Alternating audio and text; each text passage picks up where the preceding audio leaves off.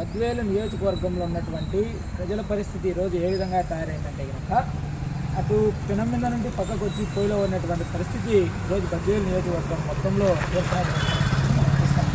ఎందుకు మాట మేము చెప్తా ఉన్నామంటే కనుక గతంలో తెలుగుదేశం పార్టీ ఆ యొక్క నియోజకవర్గంలో అధికారంలో ఉన్నప్పుడు జనాలు ఏ విధంగా వాళ్ళ యొక్క సమస్యలను ఆ యొక్క నాయకుల దగ్గరికి వెళ్ళి చెప్పుకొని పరిష్కరించుకుంటా ఉన్నారు.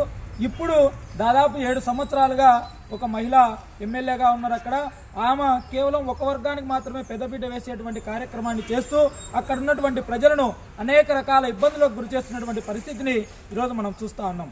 ఎంత దుర్మార్గమైనటువంటి పరిస్థితి అంటే బద్వేలు నియోజకవర్గంలో ఆ రోజు తెలుగుదేశం పార్టీ అధికారంలో ఉన్నప్పుడు తెచ్చినటువంటి కొన్ని పరిశ్రమలు మొన్నటికి మనం స్థాపించింటే గనక ఆ యొక్క పరిశ్రమల్లో స్థానికంగా ఉన్నటువంటి వాసుల కంటే గనక పక్క జిల్లాల్లో ఉన్నటువంటి వాళ్ళందరూ వచ్చి పని చేసుకుంటారంటే గనక ఇంతకంటే దౌర్భాగ్యం ఇంకోటి ఉందా అని చెప్పేసి మేము అడుగుతా ఉన్నాం. అంటే కేవలం బద్వేలు నియోజకవర్గంలో పనిచేసేదానికి ఎవరు లేరా, లేదంటే కనుక వేరే జిల్లాల నుండి తెచ్చుకోవాల్సిన పరిస్థితి ఏర్పడిందా?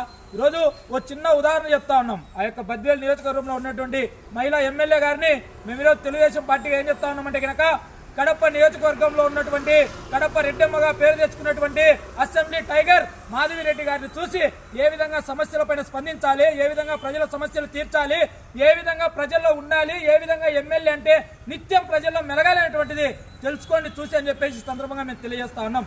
మీరు ఒక్క రోజన్నా ఈరోజు బద్వేలు నియోజకవర్గంలో ఉన్నటువంటి ఎమ్మెల్యే గారిని మేము అడుగుతా ఉన్నాం, ఒక్క రోజన్న అసెంబ్లీ వేదికగా అక్కడ ఉన్నటువంటి స్థానిక సమస్యలపైన మీరు గొంతెత్తినటువంటి పరిస్థితి ఉందా?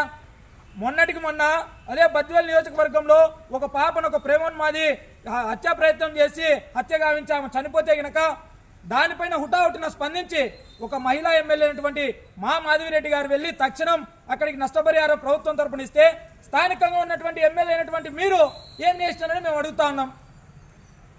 దాదాపు మీ యొక్క నాయకుడు వచ్చినప్పుడు కూడా మీరు లేకపోతే అసలు మిమ్మల్ని బద్వేలు నియోజకవర్గంలో ఉన్నటువంటి ప్రజలు ఎందుకు ఎన్నికలు చేసుకున్నారో మీకు తెలుస్తుందా అని చెప్పేసి మేము అడుగుతా ఉన్నాం.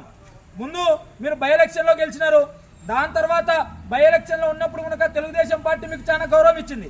ఏ విధంగా అంటే కనుక ఎవరైనా కనుక ఎమ్మెల్యేగా ఉండి సిట్టింగ్ ఎమ్మెల్యే ఉండి ఆ ఎమ్మెల్యే మృతి చెందితే కనుక వారిపైన పోటీ పెట్టకుండా మా యొక్క సంస్కృతి సాంప్రదాయంలో పద్ధతిగా తెలుగుదేశం పార్టీ ఆ రోజు మీ పైన పోటీ పెట్టలేదు.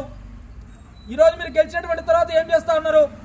స్థానికంగా ఉన్నటువంటి మా యొక్క లీడర్లు ఓడిపోయినప్పటికీ అక్కడ ప్రజల్లో అనునిత్యం మెలుగుతా ఉన్నారు.